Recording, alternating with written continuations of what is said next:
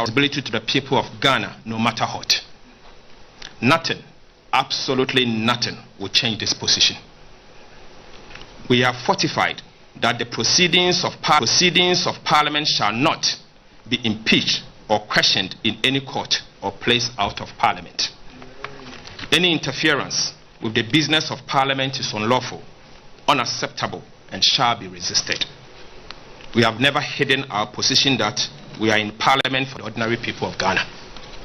It is indeed true that we will use our new majority numbers to benefit Ghanaians by introducing private members' bill to remove the e-levy and to reduce the suffering of the people of Ghana. Yeah. It is also true that we will use our new majority to remove the betting tax and other nuisance taxes. Yeah. Already, this NPP government has made Ghana a high tax regime, and that it is affecting the survival of businesses and the people of Ghana. We assure you that we will use our new majority to protect businesses and the people of Ghana, as we have always maintained. We are confident that the Right Honourable Speaker has acted fairly, firmly, and lawfully in a matter that is perfectly within his province. Speaker Bagben has had a distinguished and unprecedented 32-year career in Parliament of Ghana. Right Honourable Alban Bagben is a courageous and resolute leader. We stand with him, pledge our support, and urge him to protect the dignity and sanctity of the Parliament of Ghana. In the same vein, we call on Ghanaians to stand by the Speaker and resist oppressors' rule. From day one, we have not reneged on our fight for the people of Ghana. The opportune time has come, and we are determined to immediately commence the process to reverse the Kufuor-Bawumia mess and put our country back on track. The people of Ghana can count on us and be rest assured that the NDC majority will protect the interests of the people of Ghana. Thank you very much. Thank you very much. Thank you very much, Leader, Majority Leader. We will now take questions from the media. Yes. Thank you very much, Leader. Yes, yeah, my name is Kuku Asante from Joy News. So, Leader, on Friday, the Supreme Court unanimously ruled to stay. I didn't get. Did you say the majority leader? You fielding the question to the majority leader. You say leader. You say leader. Let him continue. Address it properly.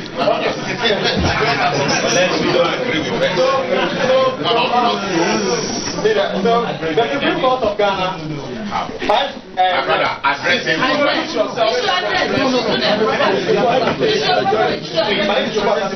Yes. The Supreme Court unanimously stayed the ruling or the decision of the Speaker. Rightly so, some persons have criticized the decision of the Supreme Court. And we know that when the Supreme Court speaks, it is law until same is set aside or vacated. On what basis, therefore, will the NDC group call itself majority when the Supreme Court has purported to set aside what Speaker Bagben did last week, Thursday? Other questions? Yes, more questions. Yes.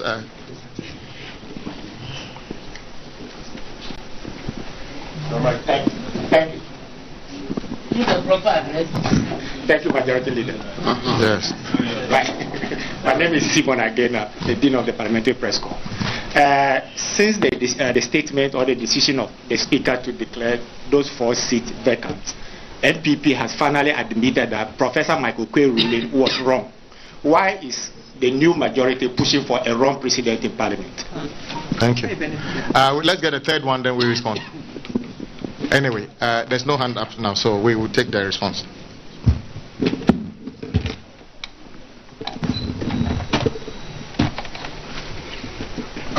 To the question about the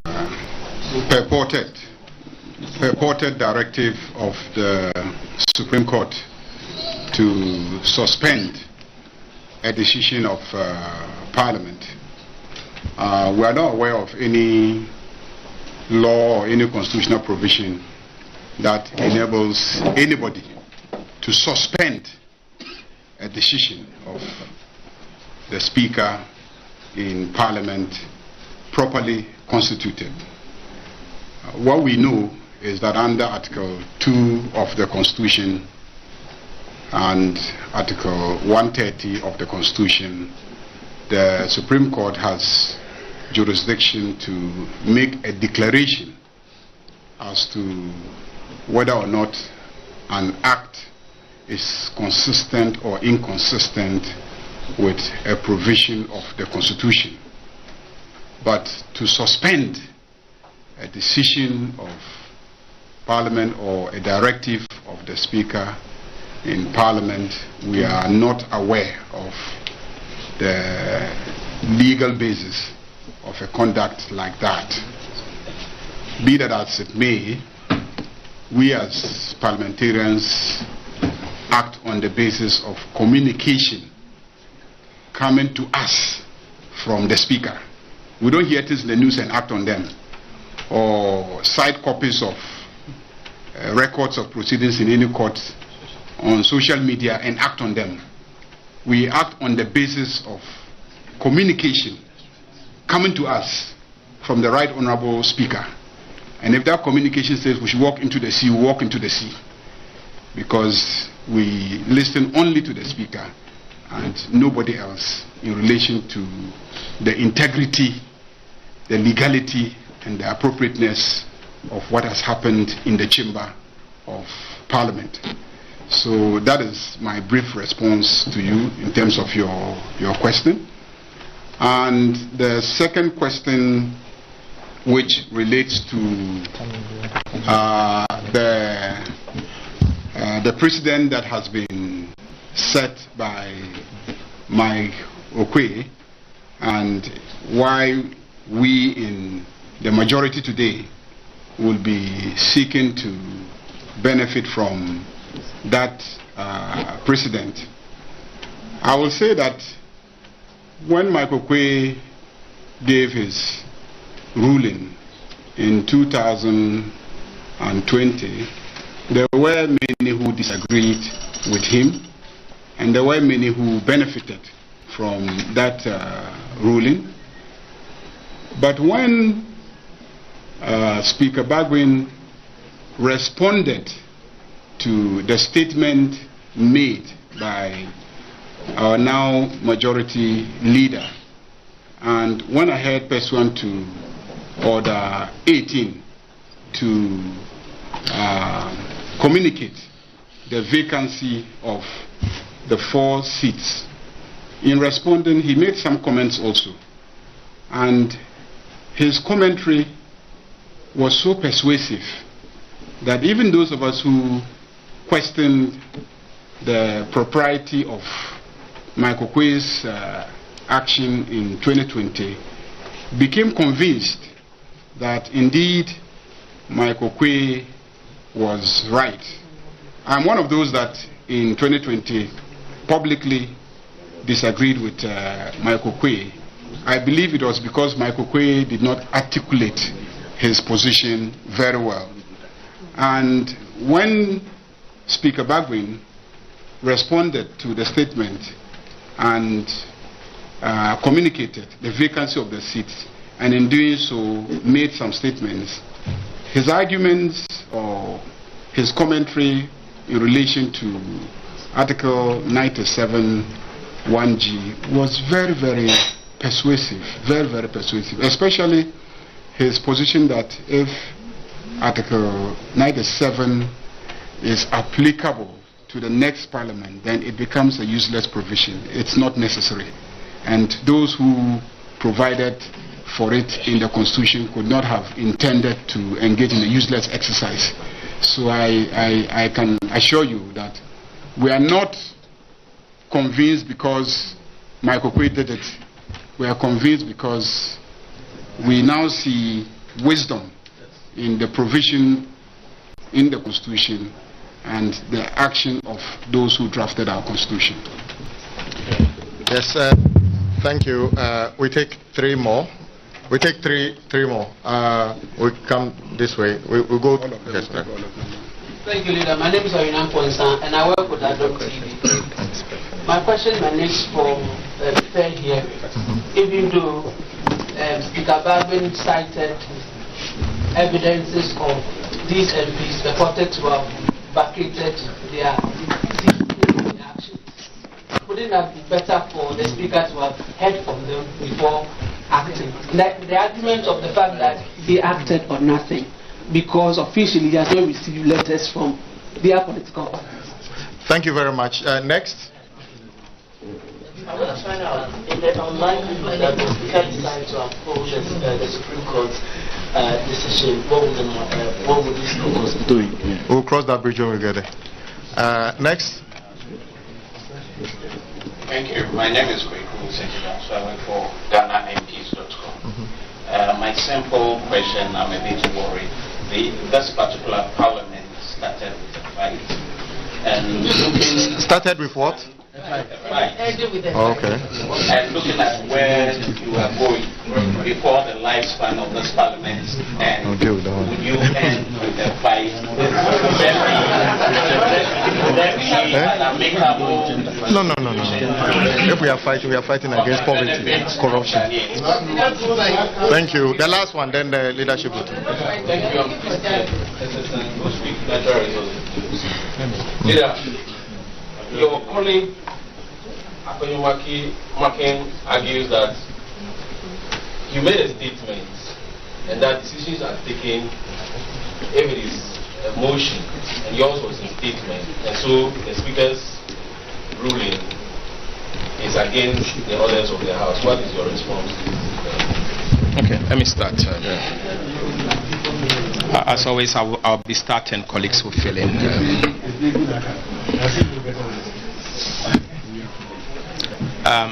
Thank you very much for the questions. Let me start with the one from Adom FM, Adom TV. These persons in question, the 4 former MPs, they were in the House, some of them. They have representations as leadership. They are either with the majority or minority. None of them denied the fact that they have contested as independent candidates or have moved from independent to a political party. So what else do we want the speaker to do? So, and the evidence are out there. They are colleagues. We know they have contested. It's a matter of fact. So it's not something that someone is sitting somewhere and concocting a story or as such. It is a matter of fact, and they could not deny it. To date, they've not been able to deny it. Number 2, you raised the issue with what my colleague, Honorable Afenyo Maken, apparently may have said. I doubt he made that kind of pronouncement, because obviously it is not up to him to interpret the standing orders of the House. He can speak to it, but the decision is not up to him. It is for the speaker to interpret the standing orders of our House. So you can rule him out of order with what he said. And then the last one, as to whether we will fight. The only thing we'll fight has to do with the fight against corruption. We'll fight corruption, but we won't fight. We don't intend to fight in the chamber. We don't intend to fight. We only fight corruption and protect the Constitution. Nothing more, nothing less. Thank you. Just to add to that, if you notice on that fateful day of the beginning of this parliament, it was government that ordered the military and the police to enter the chamber and assault members of parliament. Indeed, my colleague, Honorable, our colleague, filed a motion for those individuals, of which we have details of those military officers and what they did in the chamber. But I can guarantee you it's not yet sunset on those issues.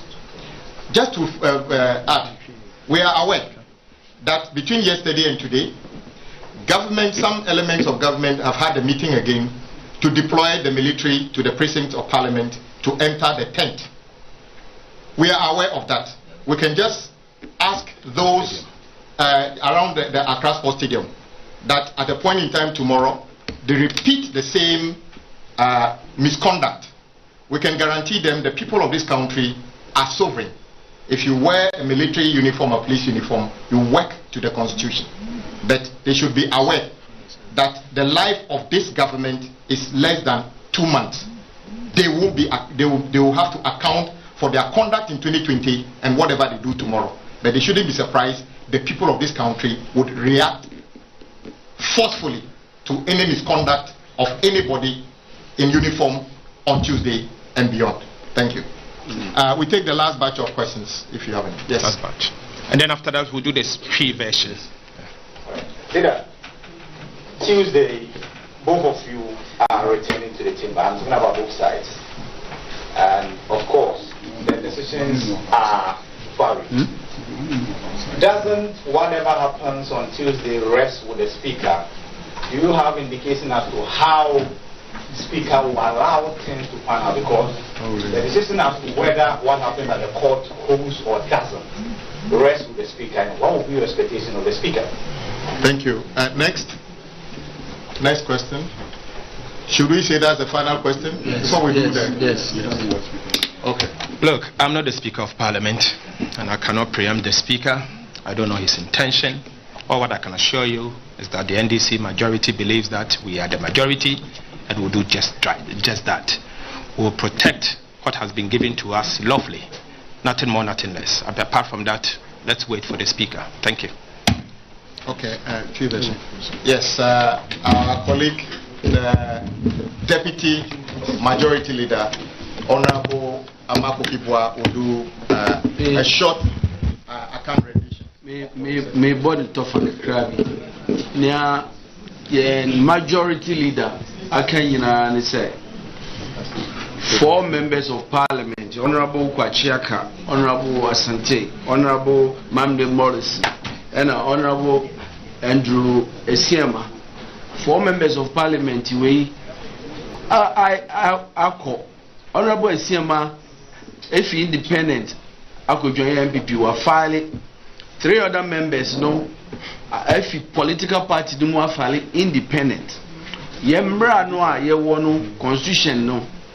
Article 97 1 G and H.